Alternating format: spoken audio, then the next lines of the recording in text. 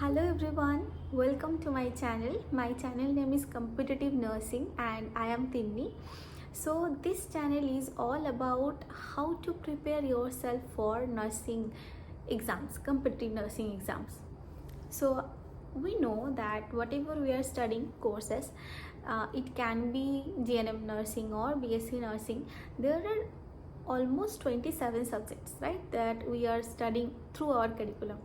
But when you are going to appear for a competitive nursing exam, that time you have to study all those things, right? And for some exams you have to study also general knowledge and other things, reasoning things also you have to study.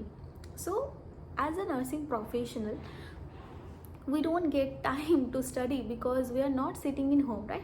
We are doing job, everyone, almost everyone, as a staff nurse or as a nursing tutor or as a clinical instructor. There are so many job opportunities for nursing personnel.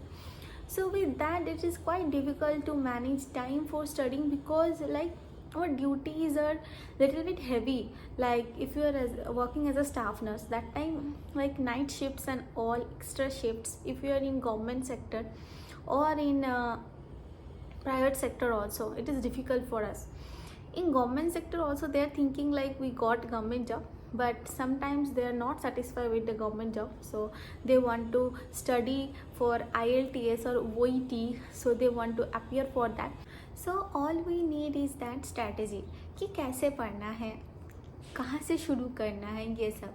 तो ये सब और भी important चीज़ है कि मतलब कौन से एग्ज़ाम्स में कितना क्वेश्चंस आता है, मतलब कितना मार्क्स कैरी करता है और कौन से टॉपिक से कितना परसेंटेज में क्वेश्चन आएगा. जैसे सपोज एन एग्जांपल कि पीडियाट्रिक नर्सिंग से आपको 2% क्वेश्चन आएगा. सपोज, ऐसा होता नहीं है, ठीक है, पीडियाट्रिक से बहुत आता है. तो जो भी है मैं बोल रही हूँ ऐसे कि 2% क्वेश्चन आता है. तो फिर और एनाटोमी फिजियोलॉजी से सपोज 50% या 10-20%, मैं ऐसे ही बोल रही हूँ, ठीक है. बट आपको ये पता नहीं है तो आप बस पीडियाट्रिक नर्सिंग ही पढ़ के गए हो ज़्यादा करके, बिकॉज आपको पसंद है या फिर ऐसे ही पढ़ के गए हो. लेकिन आप एग्ज़ाम पे जाके देख रहे हो आपका मैक्सिमम क्वेश्चंस आया है एनाटोमी फिजियोलॉजी से.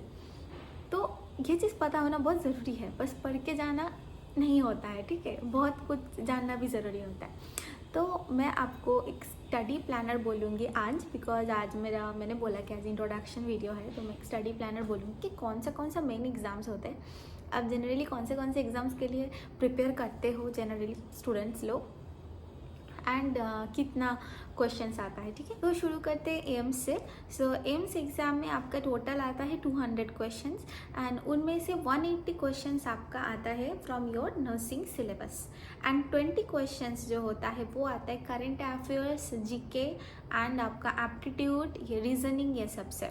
सो ये जानना बहुत ज़रूरी है कि कितना मार्क्स का क्वेश्चन है कॉम्पिटिटिव एग्जाम्स में होता है जनरली, कितना आपका नर्सिंग सिलेबस से होता है, कितना आपका अदर थिंग्स से होता है. क्योंकि अगर आप बस नर्सिंग सिलेबस का सब्जेक्ट्स पढ़ के गए हो तो जनरल नॉलेज ये सब में जो लोग प्रिपेयर करके गए हैं वहाँ पे आपका रैंकिंग काफ़ी पीछे चला जाएगा. स्पेशली जनरल कास्ट लोगों का तो और भी डिफ़िकल्ट होता है.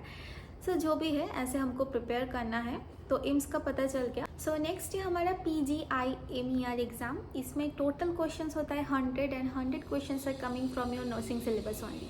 यहाँ पे कोई भी current affairs, GK, reasoning, aptitude कहीं से भी क्वेश्चंस नहीं आता है. ओके. सो नेक्स्ट है हमारा जीपमर एग्ज़ाम. सो जीपमर एग्ज़ाम में भी टोटल क्वेश्चंस होता है 100, बट यहाँ पे 90 questions are coming from your nursing syllabus and other 10 questions are coming from your other things like GK, general knowledge, all those things like aptitude, reasoning. Okay. Next is RRB which is railway recruitment board. इन exam में आता है 70-30 division, means 70 marks is coming from your nursing syllabus and 30 marks carrying other things like current affairs, GK and all. So यहाँ पे current affairs, reasoning, ये सब काफ़ी ज़्यादा इम्पॉर्टेंट है, तो आपको काफ़ी अप टू डेट रहना होगा न्यूज़ से, ठीक है. Next is ESI. In ESI total marks is 125 and 100 marks carrying from your nursing syllabus and other 25 is from other current affairs and all. Okay. And this is for all states. So this is all about the examination pattern of different institution. So next हम लोगों को जो जानना चाहिए वो है कि कितना सब्जेक्ट हमको पढ़ना है और कौन से सब्जेक्ट से कितना परसेंटेज में क्वेश्चंस आता है. So सब्जेक्ट्स तो हमको फिलहाल सभी पढ़ना है. All subjects we need to complete and cover. So mostly कहाँ हमको कंसंट्रेट करना है. जैसे फर्स्ट ऑफ ऑल है fundamental of nursing. Fundamental of nursing से आता है आपका 15% क्वेश्चन आता है. देन आपका मेडिकल सर्जिकल नर्सिंग, वहाँ से आपका ऑलमोस्ट 15 और 16% क्वेश्चन आता है. नेक्स्ट है आपका ऑब्स और गाइन, यहाँ से आपका आता है 11% of questions. And paediatric nursing से भी आपका आता है 11% ऑफ क्वेश्चन. सो ये जो है ये सब मेजर क्वेश्चंस है. And another one is psychiatric nursing, यहाँ से भी आपका आता है 10% ऑफ क्वेश्चन. तो ये सारे सब्जेक्ट्स आपको पहले ख़त्म करना होगा. नेक्स्ट आपका आता है एनाटॉमी फिजियोलॉजी. एनाटॉमी फिजियोलॉजी जो कि फर्स्ट ईयर का सब्जेक्ट है, यहाँ से आपका आता है almost 5% of questions. Okay. And next है आपका बायोकेमिस्ट्री. बायोकेमिस्ट्री से आता है मिनिमम आपका 2% ऑफ क्वेश्चन. सो कुछ ही क्वेश्चंस आपको मिलेंगे. एंड अदर जो है like pharmacology, nursing research, nursing administration, यहाँ से बाकी परसेंटेज का जितना भी है क्वेश्चंस यहाँ से आता है. तो आपको उस हिसाब से प्रिपेयर करना होगा.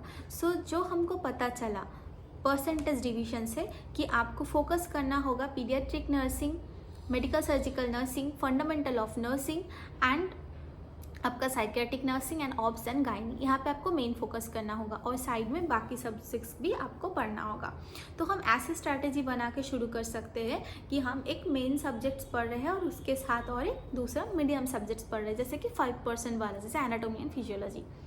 सो ये स्ट्रैटेजी से मैं अपना क्लास शुरू करूँगी. एंड मैं मेरे अपने फर्स्ट वीडियो में आप लोगों के साथ एनाटॉमी का चैप्टर वाइज कौन सा क्वेश्चंस इंपॉर्टेंट है, कहाँ हमको फोकस करना है एज पर एग्जाम पर्पस, कौन सा क्वेश्चंस रिपीटेडली आया गया है, वो सब मैं आपके साथ डिस्कस करूँगी. एंड साइड में मैं करूँगी medical surgical nursing. So with medical surgical nursing I will discuss anatomy and physiology and with that मैं बाकी सब्जेक्ट्स भी आप लोगों के साथ शेयर करूँगी. Okay. So stay tuned with me and thank you for watching my video and please keep supporting me and don't worry, I am there to help you all. So next class is on about anatomy and physiology and medical surgical nursing with important questions, and I will also provide you the questions that you can practice in your home. And if there is any doubt, you can ask me also in comments or you can mail me also. So thank you all for watching my video. Have a good day, study well and do well.